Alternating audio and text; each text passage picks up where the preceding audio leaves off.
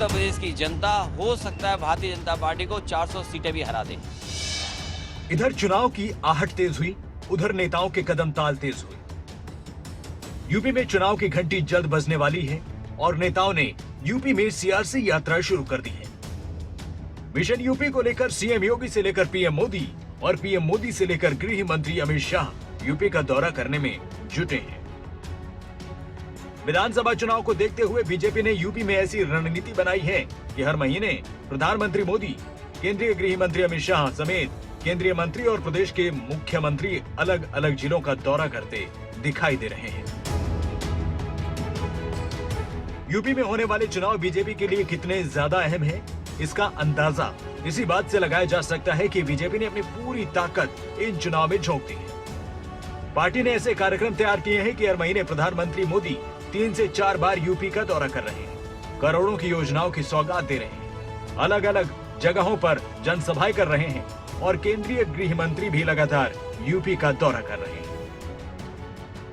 गृह मंत्री अमित शाह 2 दिन के यूपी दौरे पर हैं। दौरे के पहले दिन वाराणसी में पार्टी कार्यकर्ताओं के साथ बातचीत कर उनका फीडबैक लिया है। 13 तारीख को समाजवादी पार्टी के गढ़ आजमगढ़ में अमित शाह जनसभा के साथ वहां विश्वविद्यालय की सौगात देंगे। इसी महीने 16 तारीख को प्रधानमंत्री मोदी पूर्वांचल एक्सप्रेस वे का उद्घाटन करने जा रहे हैं। बीजेपी ने चुनाव की ऐसी रूपरेखा तैयार की है कि हर महीने पूरा कैलेंडर बीजेपी ने कार्यक्रमों से भरा हुआ है। 16 तारीख के बाद प्रधानमंत्री एक बार फिर लखनऊ में 21 या 22 नवंबर को मौजूद रह सकते हैं, क्योंकि उस वक्त all India DG conference Lucknow में होगी। प्रधानमंत्री मोदी 25 नवंबर को प्रदेश के जेवर इंटरनेशनल एयरपोर्ट की सौगात देंगे। उस दिन जेवर इंटरनेशनल एयरपोर्ट का भूमि पूजन और शिलान्यास का कार्यक्रम। इतना ही नहीं, 14 नवंबर को बीजेपी पूरे देश में युवोत्थान कार्यक्रम शुरू करने जा रही है, जिसमें केंद्र सरकार के मंत्री, प्रदेश सरकार के मंत्री, तमाम यूथ आइकॉन शामिल होंगे। 15 नवंबर से ही बीजेपी का किसान मोर्चा यूपी में ट्रैक्टर रैली निकालने जा रहा है। इन ताबड़तोड़ दौरों को लेकर बीजेपी बताने में जुटी है कि यूपी के लिए यूपी का कायाकल्प किया जा रहा है। उत्तर प्रदेश और की कानून और व्यवस्था की स्थिति कैसी थी, मेरा तो खून खौल जाता था। पश्चिमी उत्तर प्रदेश से कैराना से पलायन शुरू हुआ था। यहां लखनऊ के हुक्मरानों का नींद नहीं उड़ता था। हर जिले में 2-3 बाहुबली थे।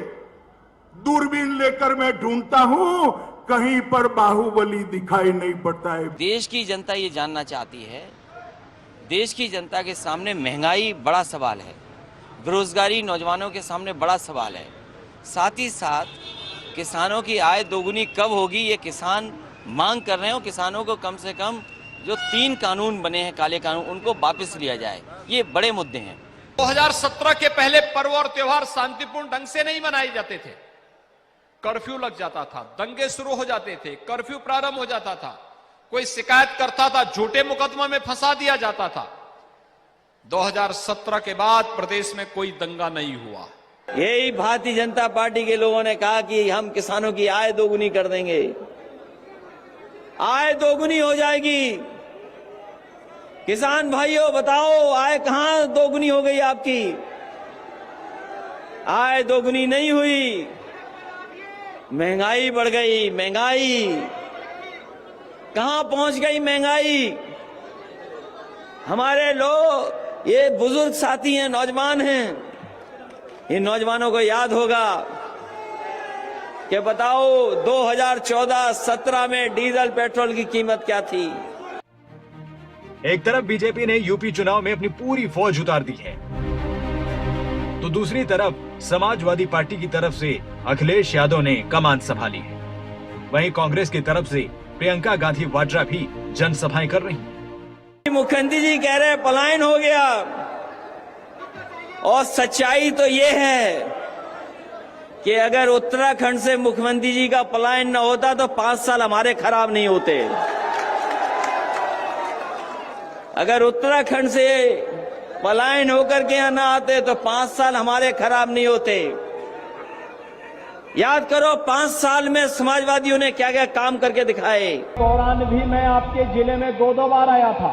लेकिन दूसरे दलों के लोग होम आइसोलेशन में थे, तो चुनाव में भी उनको घर में ही दुख के रहने की आवश्यकता है, उनको घर में ही दुख पा देना।